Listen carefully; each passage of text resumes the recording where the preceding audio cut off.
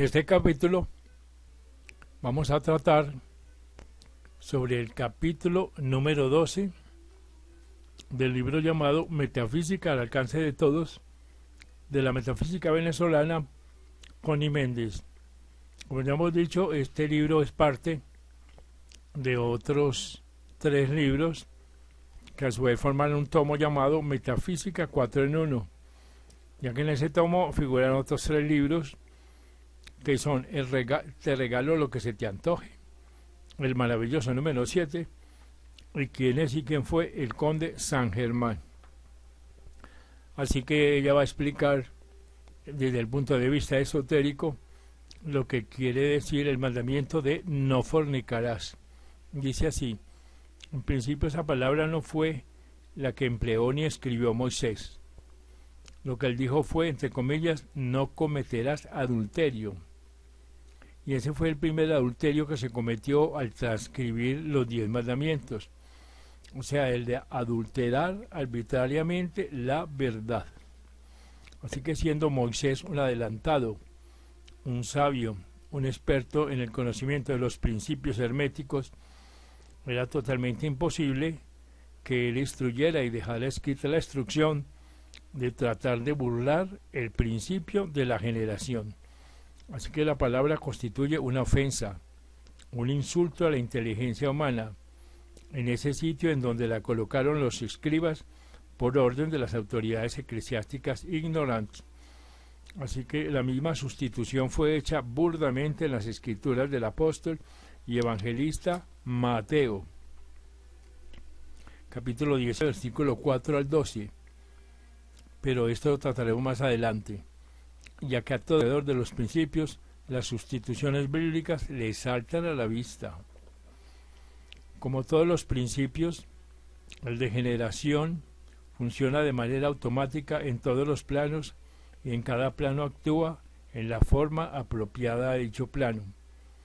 En el reino atómico, un átomo se junta con otro para dar nacimiento a un elemento, por ley de atracción, cohesión y adhesión. Estas 3 son condiciones naturales del principio de generación, o sea, que forman parte integral del principio. No hubiera sido creado nada, no se produciría nada, no nacería nada, no evolucionaría nada si se pudiera destruir el principio electrónico del magnetismo, o sea, la atracción entre el positivo y el negativo. La adhesión y cohesión ocurren después de la atracción. Así que la adhesión es la autodeterminación del átomo. En otras palabras, el libre albedrío que contiene todo átomo de aceptar o rechazar al unirse a otro átomo que sea o no su tipo. Y la cohesión es la facultad de pegarse el uno con el otro en un grado tal de fuerza que no necesito recordarles lo que ocurre cuando se logra separar las partículas de un átomo, o sea, la bomba atómica.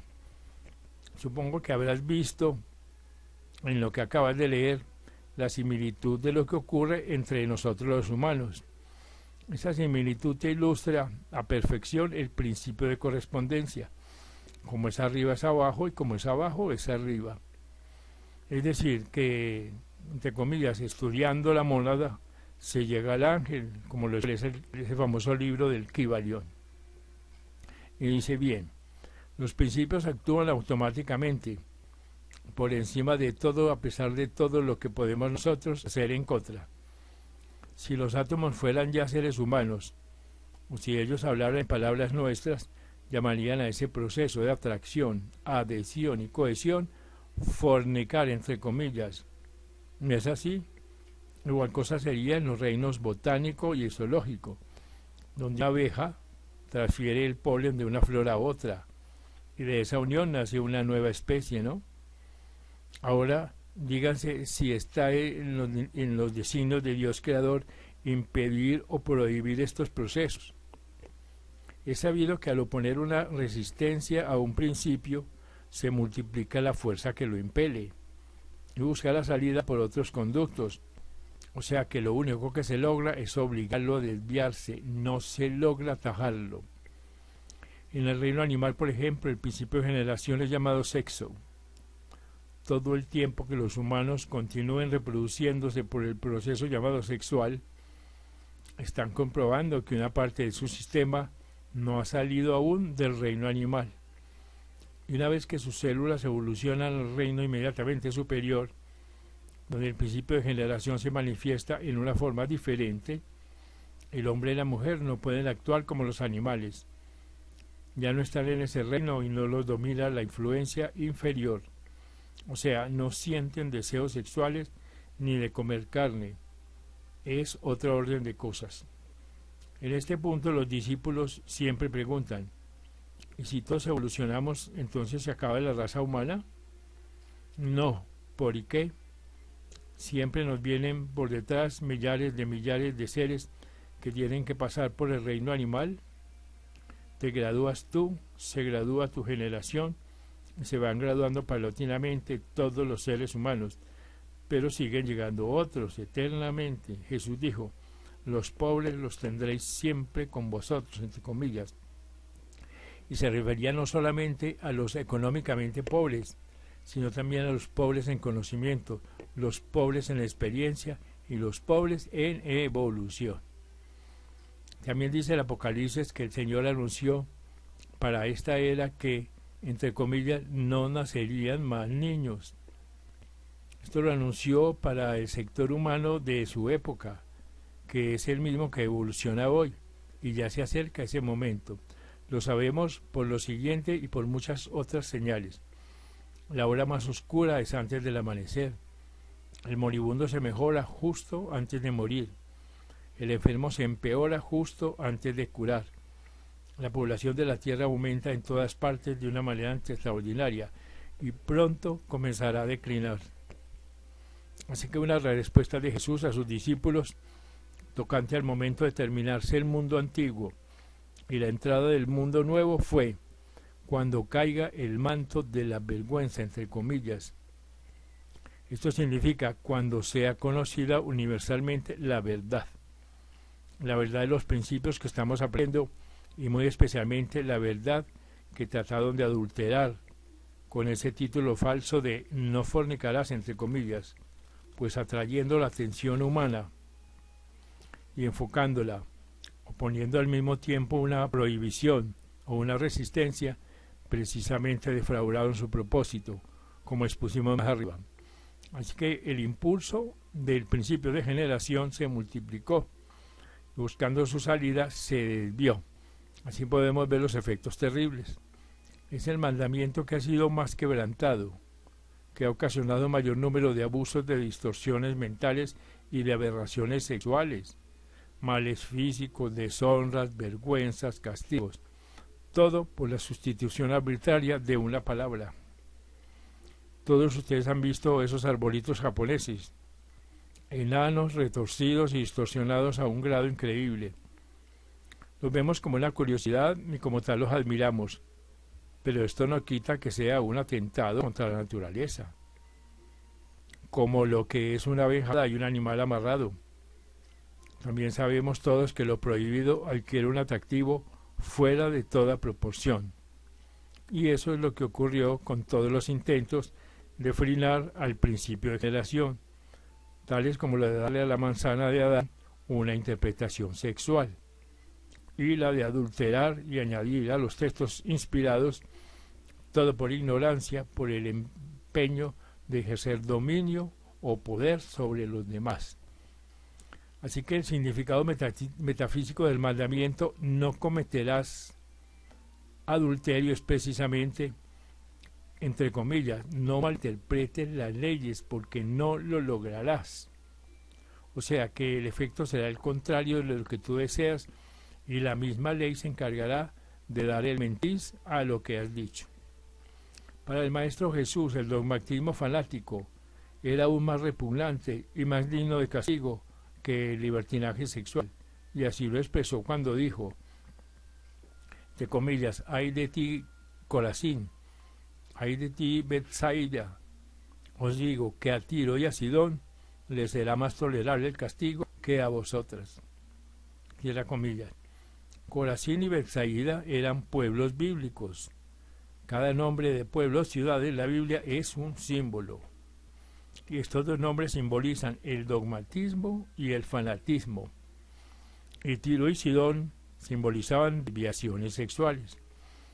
De manera que él dijo textualmente que los pecados sexuales les sería más tolerable el castigo que al dogmatismo y al fanatismo los suyos. En otras palabras, que serían más duramente castigados los fanáticos religiosos que las rameras.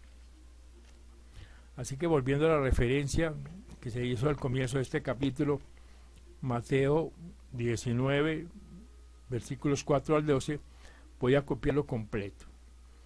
Entonces vinieron a él fariseos tentándole y diciéndole, comillas, ¿es lícito al hombre repudiar a su mujer por cualquier causa? Él respondiendo les dijo, ¿no habéis leído que el que los hizo al principio, varón y hembra los hizo? Por esto el hombre dejará padre y madre y se unirá a su mujer, y los dos serán una sola carne.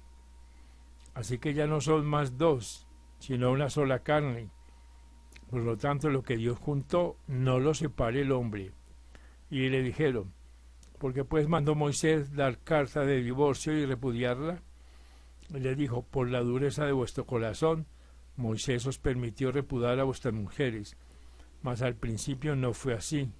Y os digo que cualquiera que repudia a su mujer y se casa con otra, adultera, y el que se casa con la repudiada, adultera. Los escribas eclesiásticos insertaron la cláusula de comillas, salvo por causa de fornicación, por su propia cuenta y riesgo. Así que tenían que meterle de cualquier modo la palabrita y les resultó sin sentido andando el tiempo y a la luz de las enseñanzas superiores. Así que le dijeron sus discípulos, si así es la condición del hombre con su mujer, no conviene casarse. Entonces él les dijo, no todos son capaces de recibir esto, sino aquellos a quienes es dado, pues hay eunucos que nacieron así del vientre de su madre, y hay eunucos que son hechos eunucos por los hombres, y hay eunucos que asimismo se hacen eunucos por causa del reino de los cielos, y el que sea capaz de recibir esto, que lo reciba. Si ustedes son capaces de recibirlo, habrán visto expuesto el principio de generación hasta el momento de mencionar a Moisés. La explicación original fue sin duda alguna más larga y detallada, ya que los discípulos comprendieron y dieron el comentario. Si así es la condición del hombre con su mujer, no conviene casarse, o lo que es lo mismo, no hay por qué casarse si desde el principio fueron hechos unos. O sea que cuando el polo positivo y el negativo se juntan, ya no hay quien los separe. No se necesitaba el matrimonio. Cada célula que sale del seno de Dios es mitad positiva y mitad negativa. O sea que en el lenguaje de los humanos y en el lenguaje y en el plano humano, la célula primitiva, o sea el átomo original, es femenino y masculino. Al poco tiempo de estar evolucionando se separan los dos sexos y continúan evolucionando cada uno por su lado hasta el encuentro definitivo, al fin de los 14.000 años que se necesitan para adquirir la conciencia espiritual. Los 14.000 años es un símbolo. Estos dos sexos son entidades separadas, independientes, destinadas a formar pareja, entre comillas, algún día.